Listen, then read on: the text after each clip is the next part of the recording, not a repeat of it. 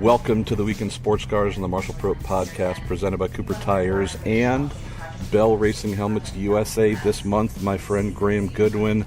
I'm speaking to you from here inside the media center at the Indianapolis Motor Speedway on a Thursday morning as a press conference is going on in front of me with Sam Schmidt, IndyCar team owner, who is running former DTR star Robert Wickens. And you might also hear the IndyCar two-seater going round at 200 plus miles per hour with one Mario Andretti behind the wheel. So my morning's going fairly well, mate. How's yours? Oh, well, good afternoon, everybody, from what is an extremely sunny UK. It's delightful to be back at home now after a couple of weeks on the road with Spa for WC and then Monza this past weekend for the ELMS. Going very well. Just looking forward to a bit of, relative downtime before we get into the chaos that is the Le Mans 24 Hours test day and then race week, but lots and lots going on in the background. Well, you mentioned the word chaos, and I feel compelled to admit two of the dumber things from my youth. These are things that made my parents and my mother in particular realize they had a child that was going to need help. I remember seeing the word chaos in print somewhere when I was maybe 6 or 7 and asked my mother what chaos was, and she just gave me that look like, oh man, maybe we need to make another one of these and pray that it comes out better. The best all-time one though, Graham, this is again of the many reasons you all take pity on me. I think reading, we were at a little five and dime store, and I was picked up, I believe it was a issue of Mad Magazine, a little comedy magazine, and I asked my mother, no joke, read whatever it was, I asked my mother what the word idoit was, and she looked at it, and she looked at me and said, "Do you mean idiot?" When you get the word idiot wrong, I think that just says a heck of a lot about who you are. So whenever I'm having serious bouts of mental fartery, the word idoit starts to come out. Well, so, I can't better that one, mate. My best one comes from Goodwin Jr. James, my son, now 30 years old, as a wee babe when his grandparents came around on a Sunday morning, and obviously loved his grandparents, running around, in his pajamas, and then you suddenly have that moment you think, what is he saying? He must have been, 2 maybe, and we couldn't work it out. It sounded appalling. It sounded like a very bad word beginning with F and ending in G. Trawler. Trawler as in fishing boat. Round and round and round. It was, I kid you not, 6 months later when we realised his reaction to something he was watching on the TV was Fat Controller. It was Thomas the Tank Engine. Wow. Bless him. He'll never escape that one. Bless him. How's your week been, sir? Well, it has been well. We will have a little bit of sports car-ish news here, and news is maybe heavily overstating things. I've heard that our friends Ricky Taylor, winner of the most recent IMSA WeatherTech Sports Car Championship race for Acura Team Penske, and his young American teammate Dane Cameron, who finished second at Mid-Ohio, they will be here in Indy for qualifying weekend as guests of Roger Penske. These are two young drivers that I have been railing on for years, need to be considered for an open wheel ride, given a one-off something, because they both have the talent to play here in IndyCar. These are both young champions in sports cars, but with no disrespect to sports car grade talent, these are kids that could and should also be winning races at 230 miles an hour around Indianapolis and other tracks. So they'll be here, and I am hoping that I'm going to give Roger a little bit of a nudge and say, come on, brother, we need to at least let the boys go play for a weekend. We have Elio Castroneves here doing one-off at the Indy 500. Or I should say he's doing the month of May with Roger in between his new full-time sports car gig with Acura Team Penske. And we had the first official laps. That would be on Tuesday from Scuderia Corsa. as an IndyCar entrant with Oriol Servia. That deal being brokered by Le Mans winner and Sweden's finest bon vivant, Stefan Johansson, a long relationship with Giacomo Mattioli, owner of Scuderia Corsa, two-time IMSA GT Daytona champion, running this year.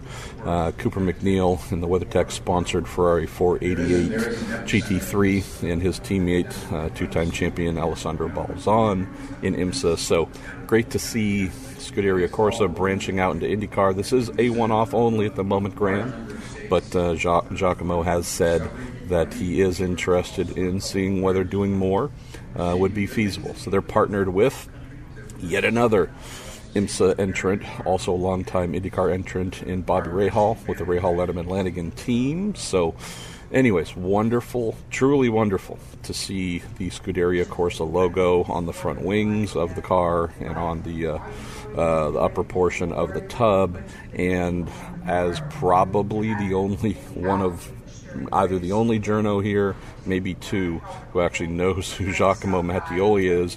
I'll look forward to seeing him and interviewing him tomorrow when he lands to talk about this adventure. So some fun stuff on that end. Excellent. Not a huge week news-wise over here, admittedly. I've heard a couple rumblings about an opinion piece that I wrote not too long ago about IMSA needing to split its prototype points structure and bring an end to its BOPing of DPIs and P2s. So I might talk about that a little bit later, but I do know that you have some really good things developing on the Le Mans entry front. This is work being done by you and your good family at dailysportscar.com. Please check out dailysportscar.com. But what else do you think we should get into coming off of a busy weekend for you? Actually, just a busy stretch for you. You've been traveling like a madman. It's been cool. It's been a long, you're right, a couple of long weekends. WC at Spa, but followed up with a long road trip from the UK to Italy. Rather bizarrely, bumped into one Jenson Button as we queued to get onto the train at the Channel Tunnel, and Jenson was on his way to test for the first time the S&P Racing BR1 LMP1 car that he will race at the Le Mans 24 Hour. We'll come to that in just a moment. Then on to Monza, Templar Speed, wonderful, wonderful place. Great weather for the most part as well. For another great weekend for the European Le Mans Series. 18 LMP2 cars on that grid this past weekend. Wow. And some cracking stuff going on too. The news I think that's going to dominate, though, is all going to be about the big race to come. It's about the Le Mans 24 Hours. And oddly enough, piece that'll be running on Daily Sports Car a couple of 3 hours after this podcast is recorded, MP, we'll talk about who will likely be there and who won't likely be there. After Spa, we had count them, 1, 2, 3, 4, 5 cars that looked to be in some doubt for whatever reason for the Le Mans 24 Hours, and oddly enough, all of them were LMP1 cars of the 10. So let's go through that, because I'll give a flavour of what we've come to and why we've got there. Ginetta will be there with both cars. On track or just on track? Pretty? Just looking pretty as well, but on track, and we'll be testing this side of Le Mans 24 Hours. But I had a long chat with Lawrence Tomlinson from Ginetta in bullish mood. Whatever the ins and outs of what's going on with the financing, those two cars will be on the grid, which is good news for all that love fine things from Yorkshire, aside from tea and, grit and rain. That's those. BR1, of which there are 3. Let's deal with SMP Racing first.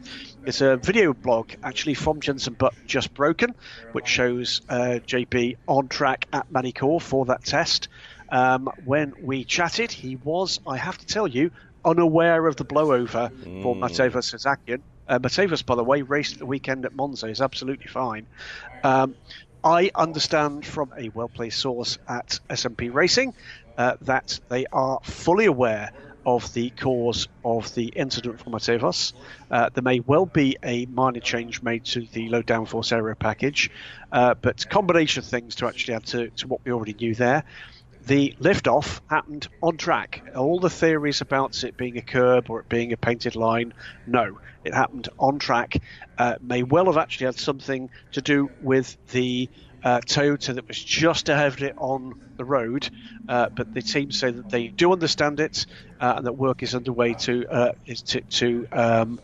make sure that should not happen again. So those two cars should be there. There has been a bit of confusion about the availability of a spare for the rather comprehensively deconstructed 17. S&P Racing do have a spare chassis for the AER version of the car.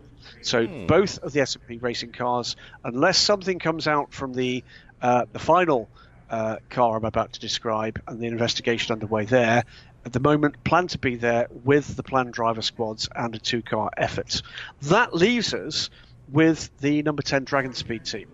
The awful accident that befell Pietro Fittipaldi, I gather back now in the US. Yeah, actually I was going to mention, he is rehabbing here in Indianapolis under the care of Jim Leo at PitFit. Jim's PitFit training facility is one where, good Lord, I think more than half of IndyCar drivers and a number of sports car drivers rely on them for lots of love. But even better, here in about an hour and a half, young Pietro is going to join us in the media center to give us an update. So it might be the one and only time, bad joke alert ahead, I could beat him in a foot race. But I will be more than happy to see our young pal. And anyway, so good to see, at least, here relatively short after a major accident, he's already wanting to come out in Seafolk and let everyone know that he is on the road to recovery. Well, please do let him know. A massive amount of love in the paddock at both Spa and Monza. Lots of people coming and asking me how he was from just lots and lots of prior racing he's done across in Europe. Do let him know that we're all thinking of him, MP. There is an investigation underway into both the cause and indeed the outturn of that shunt. Lots of unhappiness around the injuries that were caused in what was a very heavy, but these days not that unusual accidents. The issue for the team, though, is that was a unique car. There is no spare tub for that car. What's going to happen? Well, the honest answer is right this second, I do not know. I think there's every chance we will see a request for force majeure and a transfer to the team's second LMP2 Orica. They are, of course, a full-season WEC entrant. They've already got the Orica in the full championship, and I think in these circumstances it is distinctly possible that we'll see that force majeure request granted. Why do I think that's a possibility? You then have to go and look at who are the remaining options that might replace that or any other car at the Le Mans 24 Hours. You will recall, MP, a list of 9 reserve cars. Of those 9, I believe we are left now with a list of likely 3. I know from talking with teams and other sources that the first reserve KCMG, despite some sources suggesting they've been told to be ready to come along to the test day, that's not the case. That they are out of time with their principal sponsor. The same, I believe, is true with Racing Engineering, the 4th reserve. The Repsol sponsorship, I'm afraid, is out of time there too. You mentioned Scuderia Corsa. We've already seen Cooper McNeil transfer with the WeatherTech sponsorship to JMW Motorsport, so that effectively is a defunct entry. Be interested to see what the team owner actually has to tell you on that front. The same is true with Tracy Crone et al., who've moved to Eurasia. ARC Bratislava in the very early My favorite hours. team of all time. Absolutely. Made it very clear they were so unhappy at not being there that they probably would never darken the race's doors again. And your and my good friend Brian Alder has had his P2 car sold from underneath him. That leaves us then with a trio of cars available. The Spirit of Race Ferrari, Duncan Cameron from the UK, his 55 Ferrari. I've completely forgotten who the second one was. Oh, that's right. It's the High Class Racing Dallara P217, a full season ELMS entry in its second year. Should we announce our Pruett and Goodwin low class racing entry? I think no class. I mean, okay. it's but the third and only remaining confirmed reserve listed entries. The second Edict Sport car. This is the Ligier JSP217. I think that's the trio. And here's the kicker. None of them have so far been invited to the test day. Wow. So I think that indicates that no matter that's where we are currently, it's going to be a very, very late call indeed if there's going to be any change. That test day is in under 3 weeks' time. Wow. It's on the, where are we now? It's 2 weeks' time, in fact, isn't it? It's on Sunday the 3rd of June. So I think the biggest clue of all is, have those teams been stood up to come to the test day? I have spoken to 2 of the 3 of them, and they have not. So my guess is, right now, today, the ACO are counting on the 5 entries, all 5 of them, that were in some doubt or some questions hanging over them, to be at the Le Mans 24 Hours test day, and then following on from that at Le Mans race week itself. I know this would be considered a obvious thing, but it is still a little bit of a surprise to me, Graham, that with all of the changes that have gone on, especially up top in prototype configuration for LMP1, LMP1 hybrid and such, we knew that going into this year's Le Mans, we were going to have one manufacturer. We were expecting this bevy of strong privateer non-hybrid entries that obviously went a little bit sideways at Spa. Still, again, I'm still just a little bit surprised thinking about Le Mans on its own as a race where 3 weeks out here from testing, there's still some pretty significant question marks. We know, who's been invited to come to scrutineering, and, we know a lot of these things from a procedural standpoint, but it's been a while, I could say at least, where it's felt like, I'm not 100% who's going to be driving what, or what exactly is going to, be allowed through to make it into pit lane to offload. Interesting. Again, maybe not a total shocker, but still just a bit of a surprise. It seems like the state of flux is continuing this late. Yeah, I sort of share your concern. I think the realities of life when you're developing an LMP1 program rather than running a effectively stock LMP2 car have been a slow burn for some. The irony, I guess, here is that this is 3 separate teams in completely different sorts of issues. But the outturn of it is that it looks to me as if we're going to have a pretty spectacular grid, the like of which we've not seen at Le Mans for quite some time. The addition of Jenson Button, the addition of Juan Pablo Montoya, who had a seat fitting, by the way, the day after Monza, at Monza, with United Autosports. No testing there. They moved on and tested elsewhere. Not like I'm one to talk, but the phrase Juan Montoya and seat fitting, those are things that have not necessarily collided in conversation before. But again, I'm not one to talk. I'll leave you to have that conversation. Anytime I can give JPM a hard time, you got to take it. But absolutely right. But it's coming together in a way which, look, is there a degree of actually reasonably righteous cynicism about the prospects for Toyota to dominate this? Yes. However, plenty of excitement about what actually happens behind.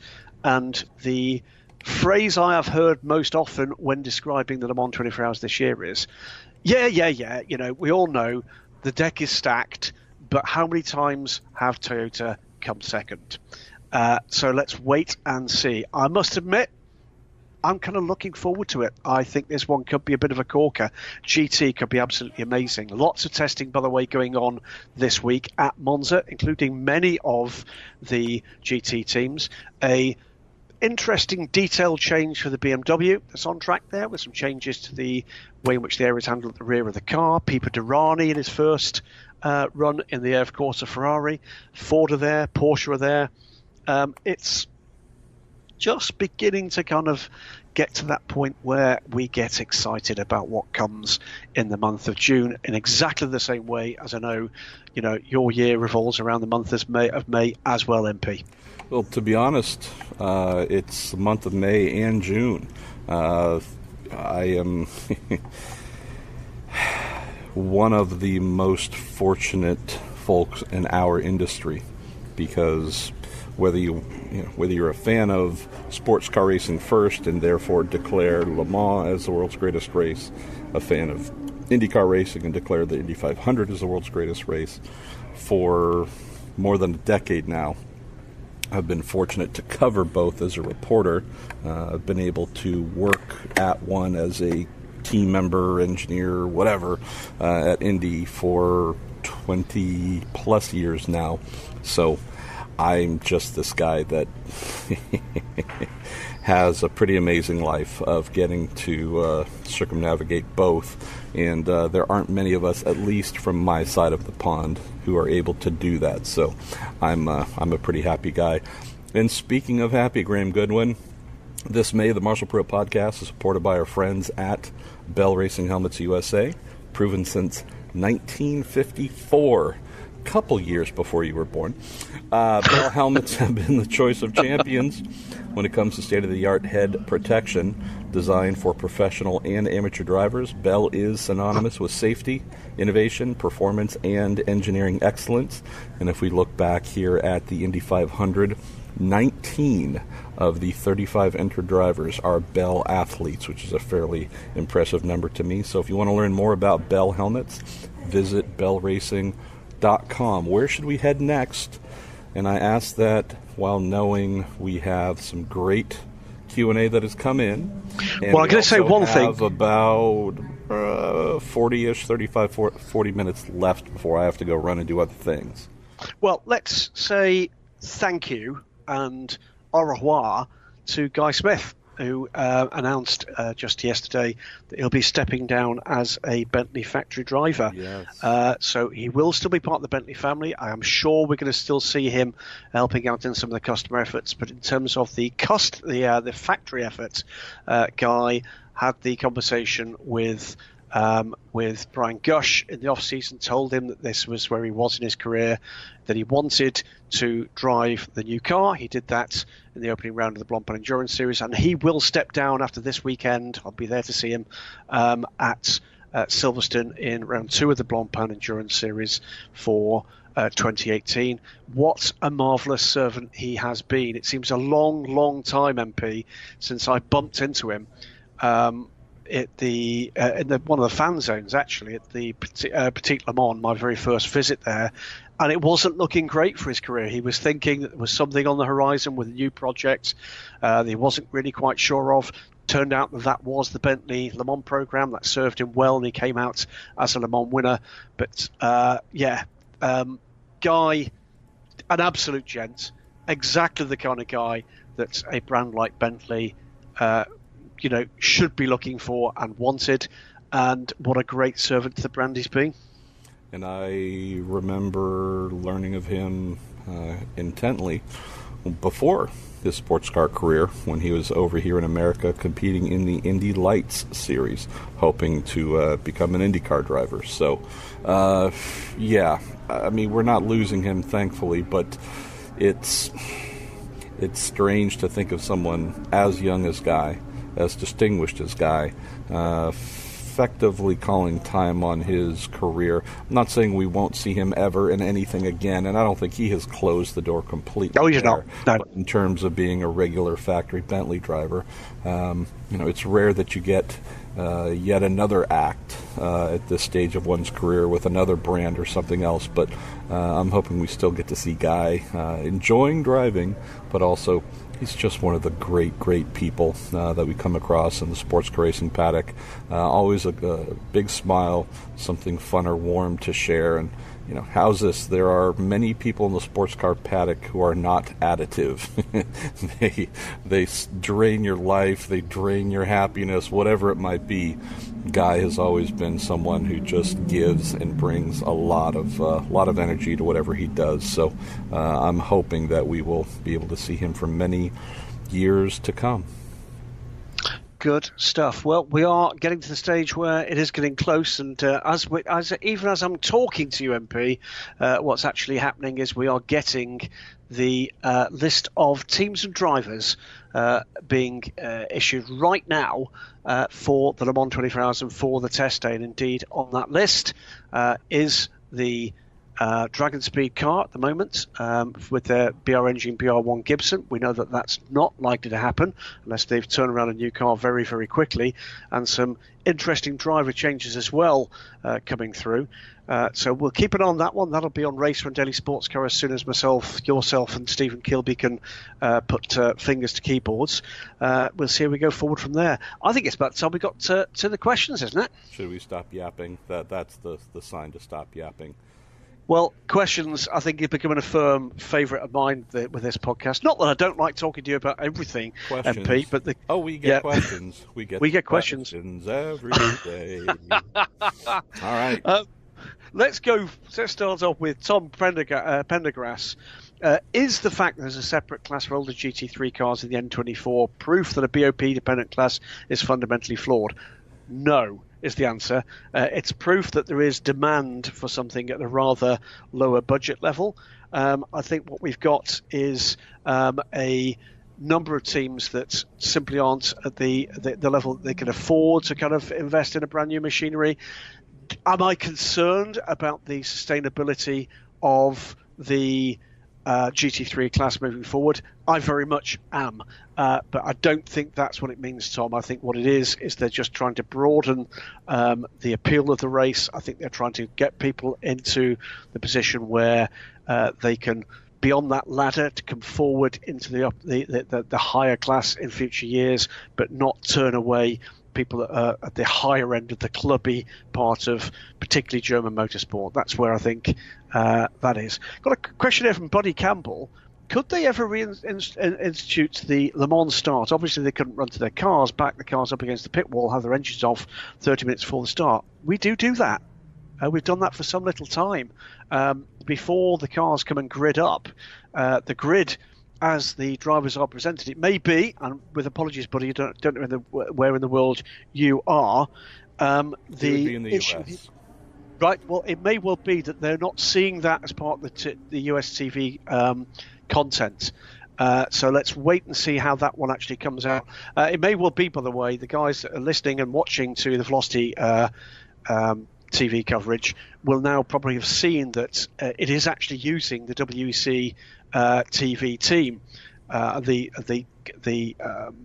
staffing for that is already known for the Le Mans 24 Hours. It's going to feature most of the usual WEC TV team, with the exception of yours truly. I'll be on Radio Le Mans duty for the week as is normal. But, buddy, they do that. It is a packed grid. It does make a spectacular sight, and if you possibly can make it over to see the race live, you'd be more than welcome. What else? Marshall and Graham, absent the past weeks, not acceptable. Mateus Longo. Question I wanted to ask since some time ago. With the profusion of single-seater drivers coming to endurance, do you think endurance competition can make them better, personally and professionally, because of the different spirit in terms of teamwork? Can single-seater drivers take some advantage from its kind of competition in the endurance world? Let's hear your side of those things, because I don't operate in the single-seater world. You do. Mateus, I think you are on to something for sure. I spoke with young Indy Lights driver Pato O'Ward, who spent 2016, well, let me wind back a little bit, who spent formative years, and he's still very young, but in open wheel coming up the ladder system. In 2016, he won the Pro Mazda Championship here in North America on the Mazda Road to Indy. 2017 didn't really have the budget to do much, did a couple of Indy Lights races to open the season, but was picked up by Performance Tech Motorsports full-time and competed with them in IMSA's PC category, where he was a complete revelation.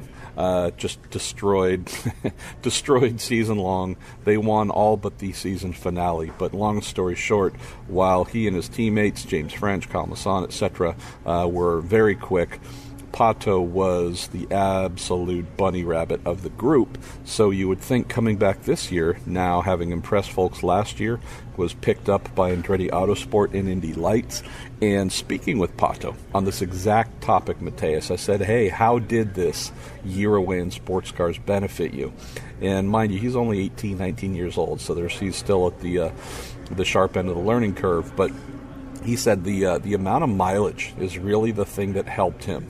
And I think that is where hopefully more young drivers who have open wheel aspirations, whether it's Formula One or IndyCar, realize, Graham, that in endurance racing, and I do mean endurance, not sprint, a Blancpain sprint event, a World Challenge sprint event, I don't believe those events are going to do anything for the young drivers.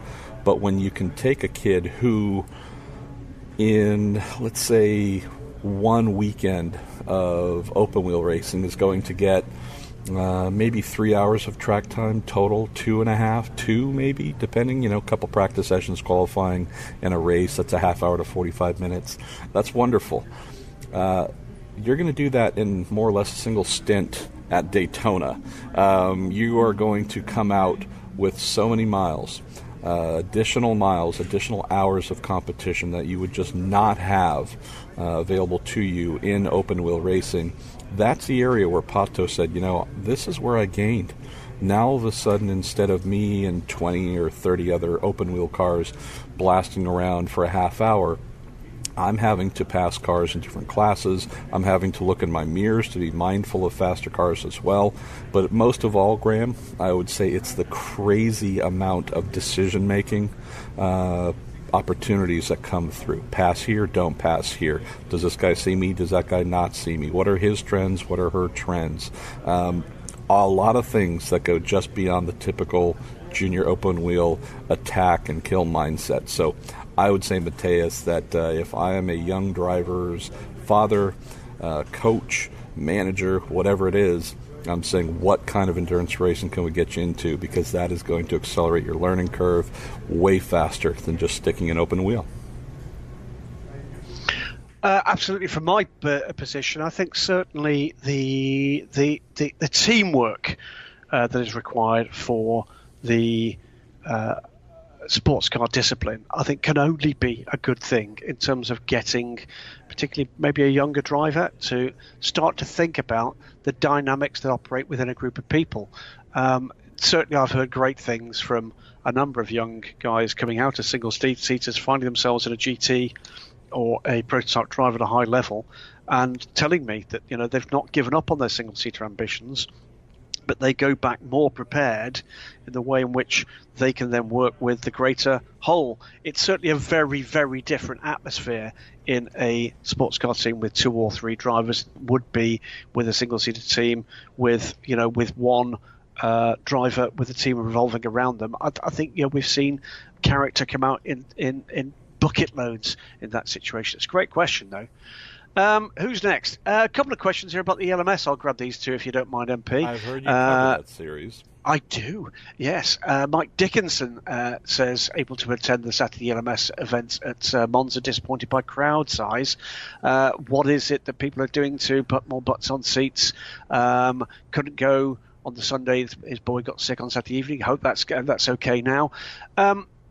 They do all sorts. There's reality. I think it is a big problem for anybody, not just in motorsport, but all sports, trying to keep crowd numbers up as the availability of other entertainment becomes easier, as people think more online, people think more about whether or not they're going to go to a shopping mall than a race circuit. But for ELMS, it's €10.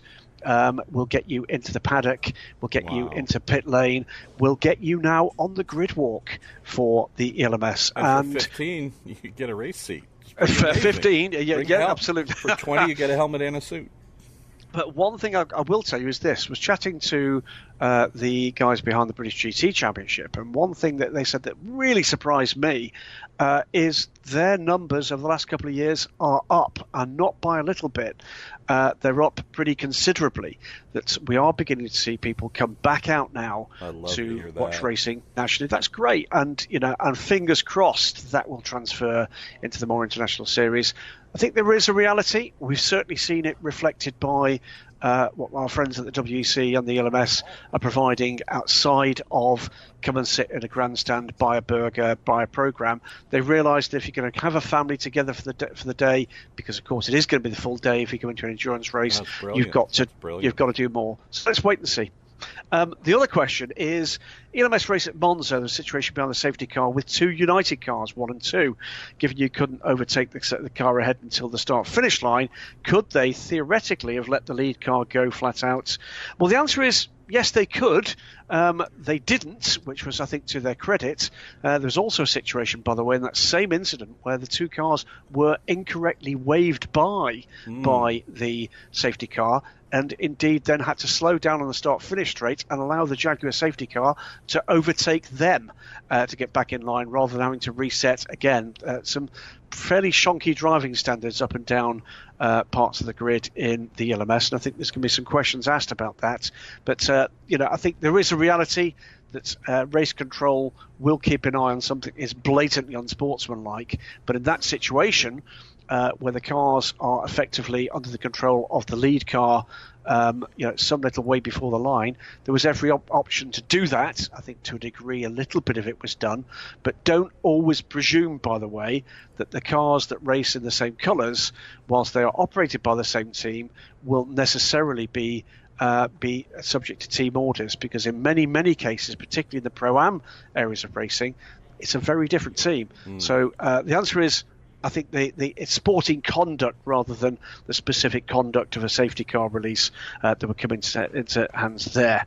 A couple here for you, MP, and certainly the listenership, because that's who they are. I think have been absolutely rather taken by your think piece around splitting DPI and LMP2. David Sitterbart, touching on your article regarding splitting the two classes, the underlying issue, the difference between being a customer and OEM, and instead of splitting the classes, wouldn't it be better for IMSA to massage the DPI teams to provide package of LMP2 teams to use? We've got another one here asking how the talks, Michael Hogan, what was the outcome of the DPI manufacturers' talks with him and separating the class? What's going on then? Well, a couple things there. Great fun stuff to get in on. Say, first of all, what we're talking about here, at least my little thoughts, we're talking about a bridge solution. We have these new regulations coming in 2021. We know that IMSA has said there will be stability through 2022 stateside. But we also know that until we get there, there are a lot of things that are unbalanced related to how these two types of prototypes compete in the WeatherTech Sports Car Championship. So my suggestion was not necessarily a long-term one. It was more recognition of what isn't working right now and things that might be done to get us to a place where manufacturers are happy and want to stay involved in the series, and privateers want to stay involved in the series. And that's, despite many things we could get into on the technical front, Graham, that's really the underlying thought behind what I wrote. But keep in mind, I was by no means the first person to come up with this idea. This is something that DPI manufacturers and privateers have been pushing for in some way, shape, or form. Either make good on the promise that those of us who bought P2s can compete, have a legitimate shot at winning, or come up with something. And then on the flip side, you have the manufacturers with their DPIs saying, we're spending a ton of money here, and you keep pegging us back for reasons that seem to be getting a little bit severe, or I shouldn't say for reasons, to a degree that is getting very severe. So that was the general premise for those who might not have heard what we've discussed or what I wrote. Development-wise, I would say, Graham, I've heard rumor, not saying it's anything more than that, but I've heard rumor that there could be some buy-in on the concept of splitting in 2019. Not splitting as in we're going to come up with two different classes for prototypes, like we're actually adding a fourth class now, but just within the existing overarching prototype class, that they might indeed go towards awarding separate points to both and unshackling the DPIs from the constraints that have been in place with BOP. Is that our first usage? Possibly. Of BOP today. To try and slow them down to get them into a performance frame with the WEC P2s. But I mentioned this as a method to get to some answers.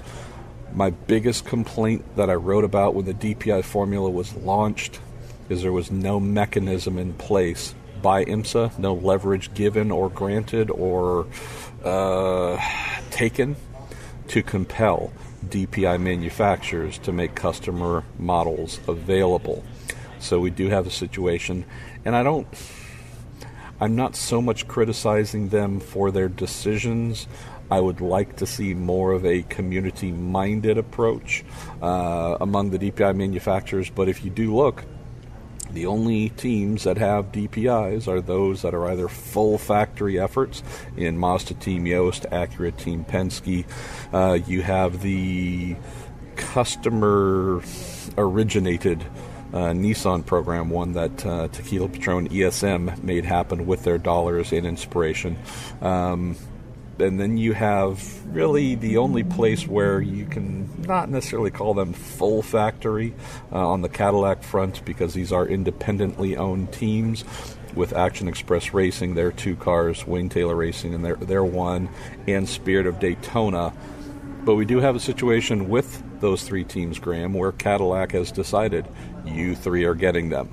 I don't want to get too much into back and forth on this, but I know another outlet that loves sports car racing every day of the year had published something from one of the senior brass at GM saying, no, we're making our Cadillacs available for purchase.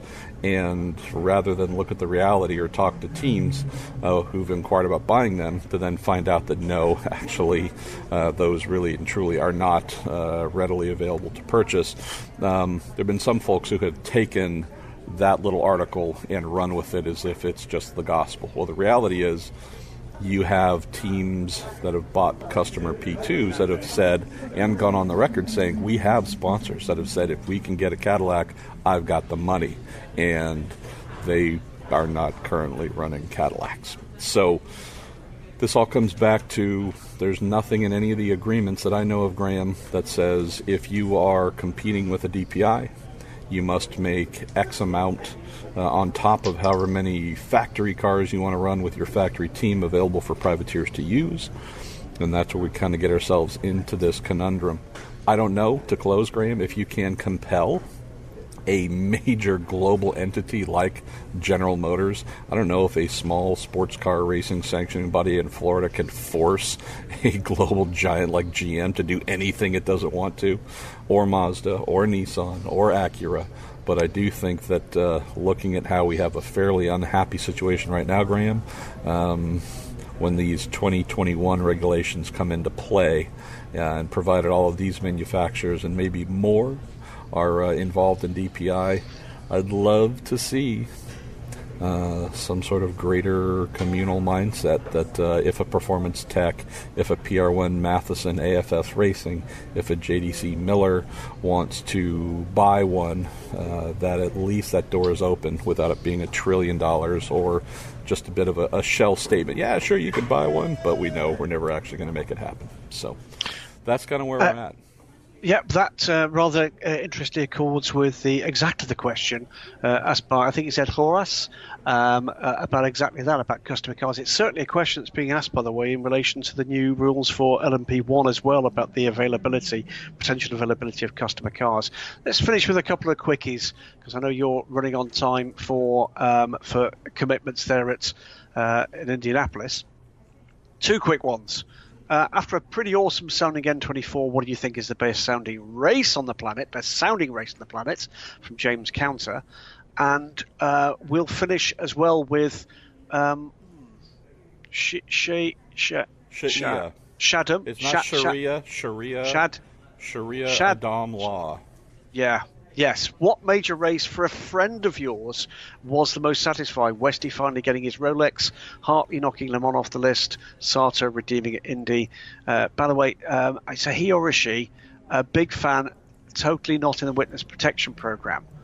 We've determined they would say that, though, wouldn't they? Yes. It's an it. It's an it. Gender fluid. Gender fluid? Well, fine. Okay. Gender averse. Fair enough. That's fair dues. Best sounding race on the planet? Well, depends where you're listening from. Okay, I'll give my answer really quickly here. Back in the day where the Radio Le Mans crew broadcast the race from the top of the tribunes, the main grandstand, I know of nowhere other than probably beneath the launch pad at Cape Canaveral that was louder. Absolutely astonishing sound there. And from that position, the sound of the Le Mans 24 Hours was absolutely awe-inspiring, absolutely amazing. We will not hear its like again because that broadcast position has been given over now to hospitality. There are other places, oddly enough, where it may be the grid you're familiar with, but it's just the acoustics. Bahrain's international circuit makes the sports car grids just sound extraordinary just because of the shape of the stands. And there was a particular stand, a low stand at Imola, where the sound as the cars come along the pit straight or out of the pits is utterly extraordinary. As an overall, what's the best sounding? You know what? The GT3 cars are wonderfully different in their soundtracks. The current WEC grid is sounding better and better with more of the normally aspirated engines. The fabulous Porsches will have 10 of those 911 RSRs at the Le Mans 24 Hours. But a mixed grid, a mixed class grid of anything, I think is a wonderful thing to behold. I would say that there is one location to me that is completely unique. I haven't come across anything like it. Open wheel, sports cars, domestically, internationally, and that is the Chateau Alon Hotel at Turn 5, I believe it's 5, at Sebring, the hairpin, with the hotel as a backdrop, but also a true acoustic instrument. It is like an amphitheater.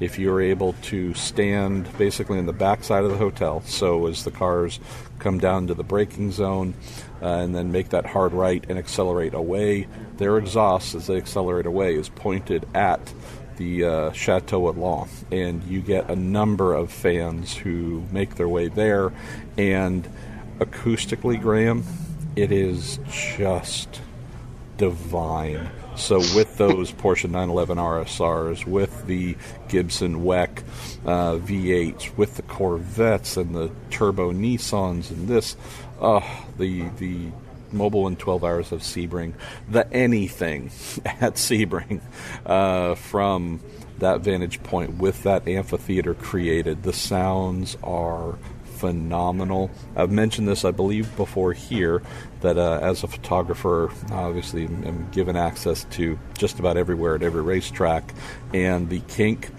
on the Mulsanne Straight, that is something where the sound and force of the cars going by, especially in the full-bore, fully subscribed LMP1 hybrid era, just ridiculous. And, if we're talking eras, I would say the late 80s IMSA GTP class with so much variety in engines, not just GTP, but also Camel Lights, GTO, GTU. It could be hard. It was hard to concentrate at times, Graham, because you're wanting to look at the cars, take them in, see the speed, appreciate the amazing drivers. There are a lot of times where you just want to close your eyes and listen, because having been there for it, that's my happy place. I'll go ahead and admit this. Finally, it's taken a couple months on the Weekend Sports Cars podcast, but that's my happy place. I just close my eyes and go to IMSA at wherever, and boy, those sounds are just, it's like a warm, comfy blanket of awesomeness. And that, my friend, is why the podcasts you do of race sounds are just so popular. As for the second question, the one about those moments when friends or those that you follow most closely, there's been so many. One of the best things about racing is its unpredictability, of course. I'll give you one, and it's not a driver.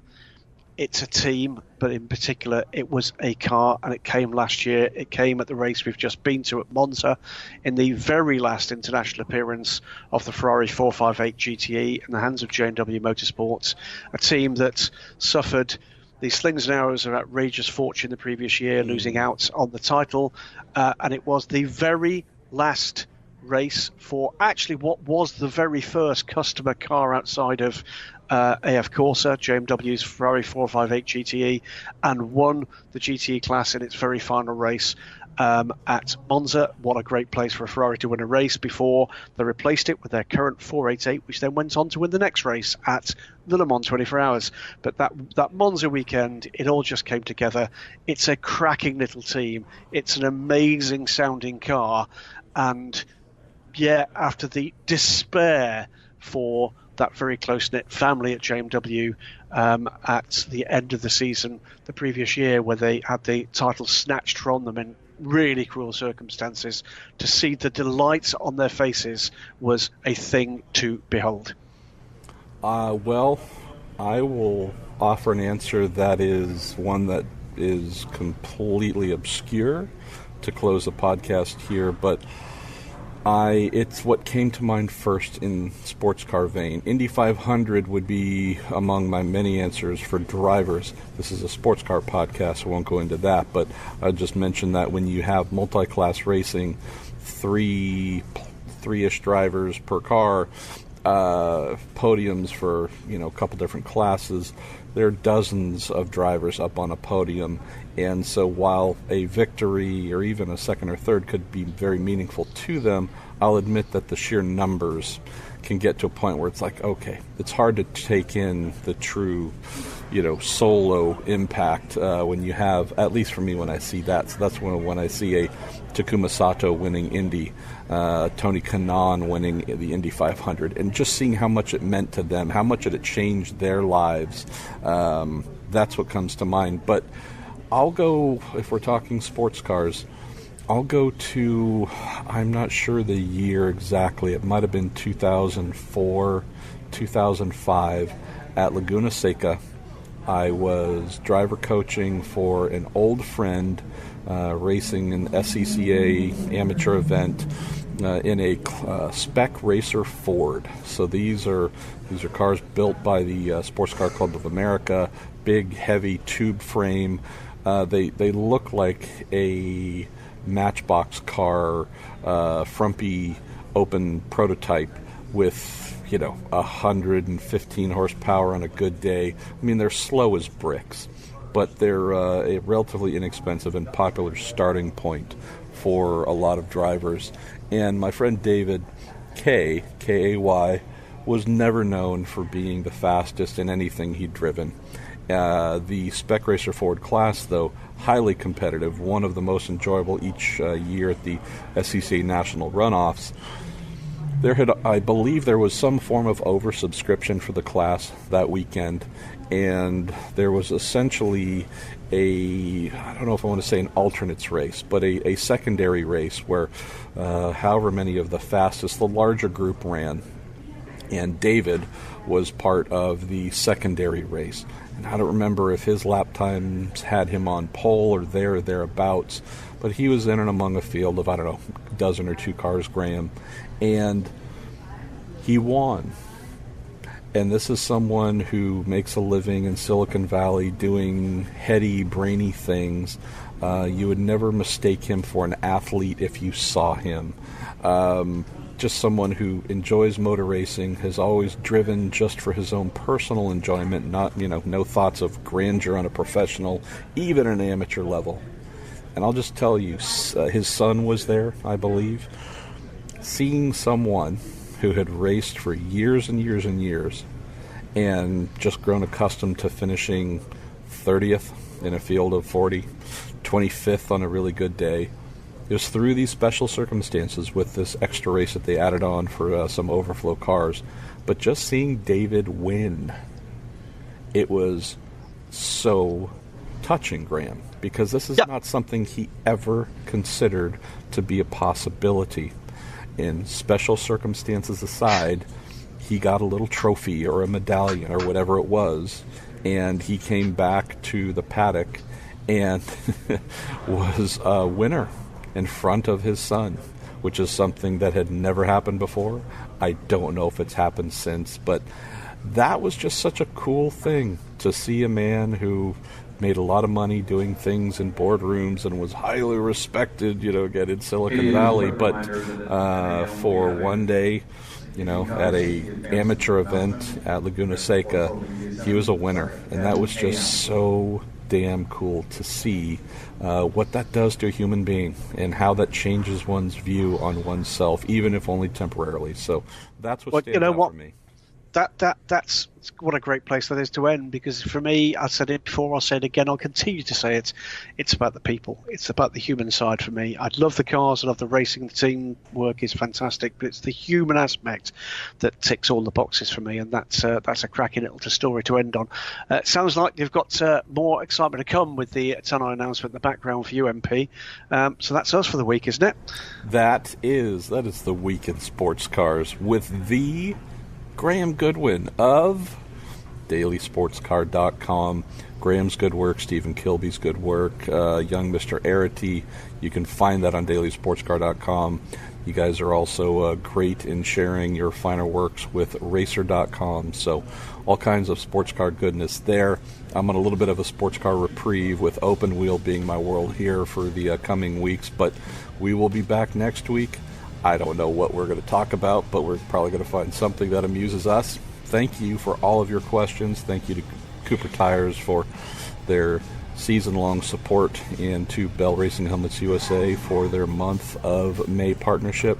Mr. Goodwin, get some rest, because I know there's some little French jaunt coming up in your future. Not on mine. I will be home, but I know that you are going to need to recharge some batteries here. So thank you again, my friend, and look always forward good to another episode next week. Off we go.